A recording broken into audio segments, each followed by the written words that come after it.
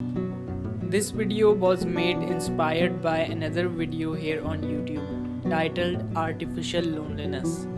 If you have played Red Dead and haven't watched it, then I think you should.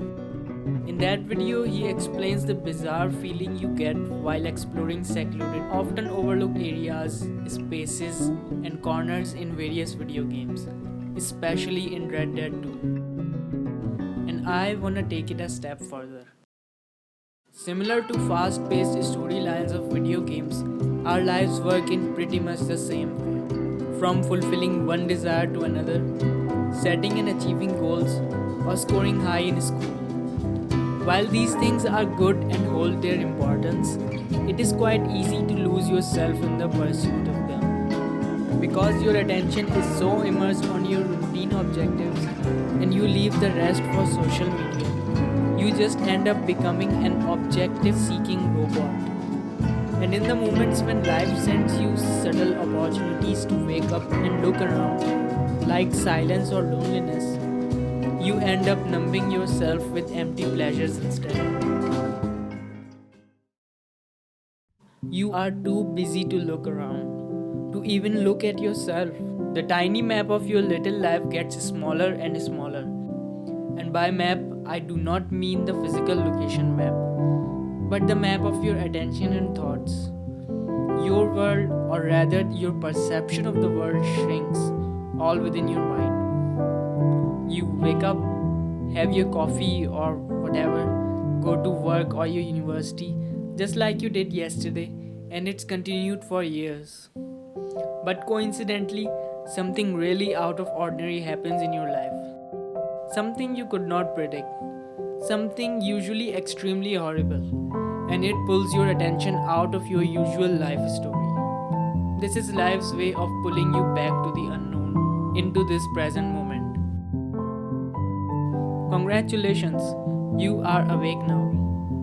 You start to notice overlooked areas in your own life, in your own surrounding, and even in your own thoughts and feelings. You feel a weird, unexplainable feeling I like to call innate loneliness.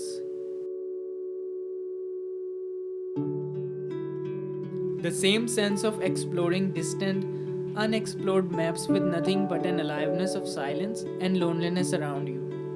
But instead of a video game, you feel it in your own life. You start to notice corners in your own home, which you have passed by thousands of times, but was too occupied to acknowledge it. As if seeing things for the first time, perhaps a doodle your brother made when you were little, you feel awe that all of these things were there, but you weren't able to see them. That little plant your grandma has been watering for months is suddenly a new sight for you.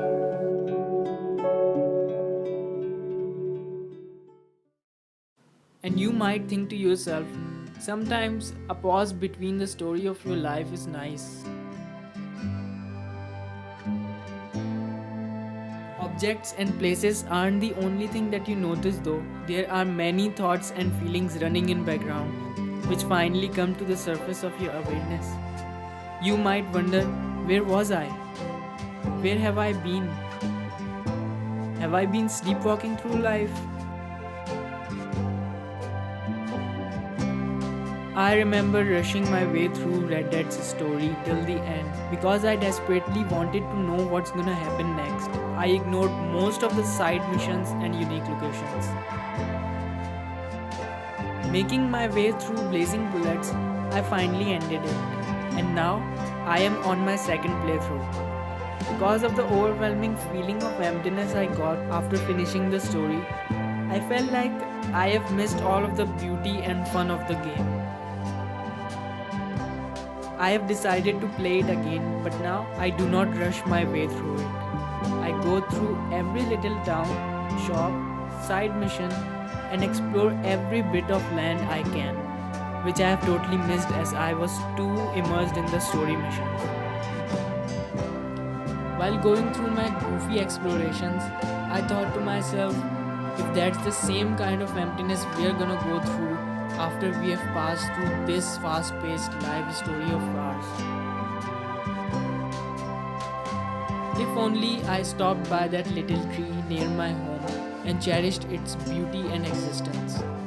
If only I stopped for a minute and asked my fellas if they are doing alright. Maybe I'd get to hear a new set of dialogues from them. If only I stopped living for others and started living for my own self.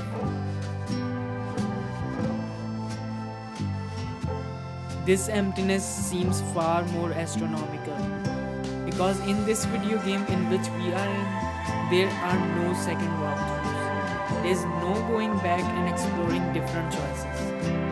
This feeling of walking through the usual alleyway but being awake and truly being there for once, seeing that box and that trash can and even that doggo family and acknowledging their existence for the first time is innate loneliness. It's lonely because no other human is there with you. It's just your isness with the isness of your life.